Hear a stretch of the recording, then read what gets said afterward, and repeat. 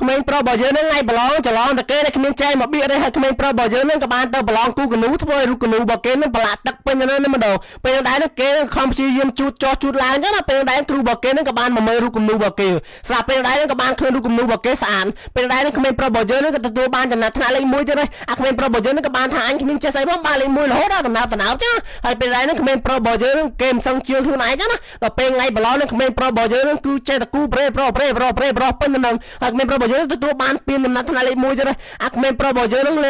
លើគ្មានចេះស្អីទេថ្ងៃប្រឡងកណិតនឹងក្មេងប្រុសរបស់យើងអត់ចេះទេទុកកដាស់ចោលចេះគ្រីប្រចឹងណាថ្ងៃប្រកាសលទ្ធផលនឹងក្មេងប្រុសរបស់យើងនឹងក៏ត្រូវបានចុះចំណាត់ថ្នាក់លេខ1ផ្នែកកណិតវិទ្យាចឹងណាហើយគេនឹងក៏បានតាក់ដៃអបអរសាទរឲ្យក្មេងប្រុសរបស់យើងអាក្មេងប្រុសរបស់យើងនឹងក៏ត្រូវបានមិត្តភ័ក្តិរួមថ្នាក់របស់គេនឹងអបអរសាទររបស់គេថាគេគឺជាសិស្សបកែប្រចាំថ្នាក់ចឹងណាហើយមករៀននឹងក្មេងប្រុសរបស់យើងនឹងអង្គុយឲ្យស្ងាត់ទេគ្មានខំរៀនគ្មានស្ដាប់គ្រូបញ្យលលេខទេស្រាប់ពេលដែរនឹងក្មេងប្រុសរបស់យើងនឹងក៏ចាប់ផ្ដើមលួចស្រឡាញ់ក្មេងស្រីម្នាក់ហើយគេនឹងក៏ចាប់ផ្ដើមភ្ញាក់រលឹកខ្លួនឡើងមួយចឹងណាគេនឹងក៏បានទៅជួយលក់ចាប់ហួយម្ដាយរបស់គេគេនឹងក៏បានលួចលុយម្ដាយរបស់គេយកមកទុកទិញកដោឲ្យសង្សាររបស់គេហើយក្មេងប្រុសរបស់យើងនឹងក៏បានយកនំយកអីមកលក់នៅសាលាបានលុយច្រើនណាស់មែនទែនតបមកនឹងគេនឹងក៏ចាប់ផ្ដើមមកលួចនំឪពុកម្ដាយរបស់គេខំព្យាយាមរកវិធីគ្រប់យ៉ាងដើម្បីបានលុយទិញកដោឲ្យម្នាក់ស្រីនឹងចឹងណាស្រាប់តែក្មេងប្រុសរបស់យើងមកដល់ថ្នាក់នឹងក៏បានឃើញក្មេងស្រីម្នាក់នឹងកំពុងសិក្សាស្នាមួយក្មេងប្រុសម្នាក់ទៀតក៏បានថាចយអានេះហ៊ានលុកថ្លើមអញផងហើយពេលនោះដែរនឹងក្មេងប្រុសរបស់យើងនឹងក៏ចាប់ផ្ដើមមានគំនិតគិតចង់បានទូស្រីរបស់យើងឲ្យបានចឹងណាហើយពេលដែរនឹងក៏បានឃើញក្មេងស្រីម្នាក់ទៀត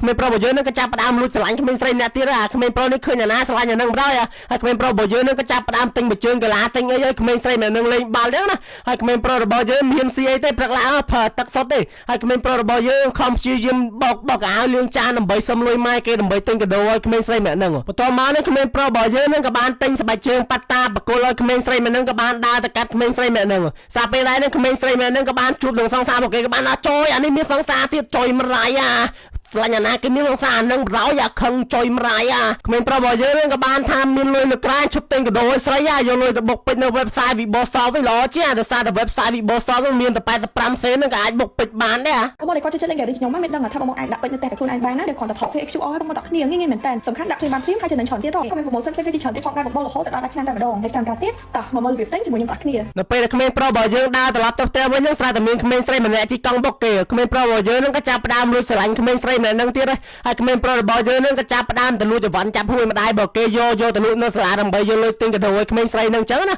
ហើយក្មេងប្រុសរបស់យើងនឹងក៏បានយកទៅលក់នៅក្នុងសាលាលក់ពេញនៅម្ដងបានលុយច្រើនណាស់មែនទែនទិញកាដូឲ្យស្រីទៅអាក្មេងដេរឆាននៅពេលដែលក្មេងប្រុសរបស់យើងដើរទៅយកកាដូឲ្យក្មេងស្រីរបស់យើងនឹងស្រាប់ពេលដែរនឹងក៏បានឃើញក្មេងស្រីរបស់យើងនឹងសង្សាររបស់គេកំពុងទៅដើរនិយាយជាមួយគ្នាកំពុងសើចដាក់គ្នាចឹងណាហើយក្មេងប្រុសរបស់យើងនឹងក៏បានឃើញពួកគេនឹងកំពុងតែដឹកដៃគ្នាចេញបរៀនចឹងណាអាក្មេងប្រុសរបស់យើងនឹងក៏បានថាចុយម្រាយស្រឡាញ់គេម្នាក់ឯងសែនពិបាកចុយម្រាយអើ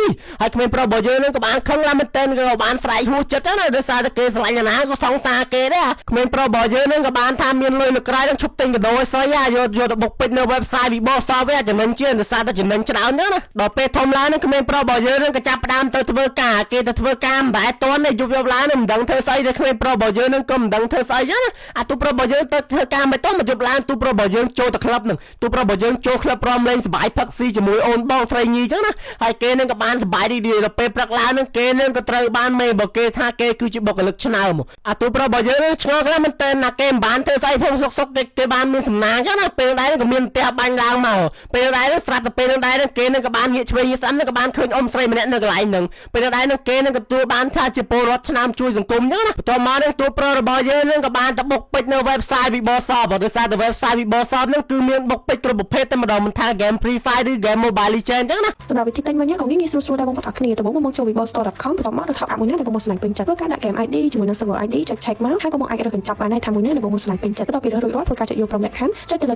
QR បន្ទាប់មកបងប្អូនធ្វើការទូទាត់ទៅតាមកងធនាគារនីមួយៗបងប្អូនទាំងអស់គ្នាគឺរួចរាល់ហើយងាយៗមែនតើពេលដែលទូទាត់រួចរាល់ពេជ្រនឹងលោតចូលទៅក្នុង account បងប្អូនហើយស្វែងរកតែម្ដងសម្រាប់បងប្អូនដែលគាត់មានចម្ងល់ឬក៏បញ្ហាផ្សេងៗអាចធ្វើការតាក់ទងទៅខាងគាត់បានតាម Facebook Page ក៏បានតាម Telegram ក៏បានដែរបងប្អូនទាំងអស់គ្នាខាងគាត់គឺមានក្រុមការងារចាំតបបងប្អូន24ម៉ោងតែម្ដងអញ្ចឹងកុំភ្លេចរួចរាល់ទាំងអស់គ្នាណាចំណាយទៅចំណេញច្រើនណាស់មានតែនៅ Vibostore ឯង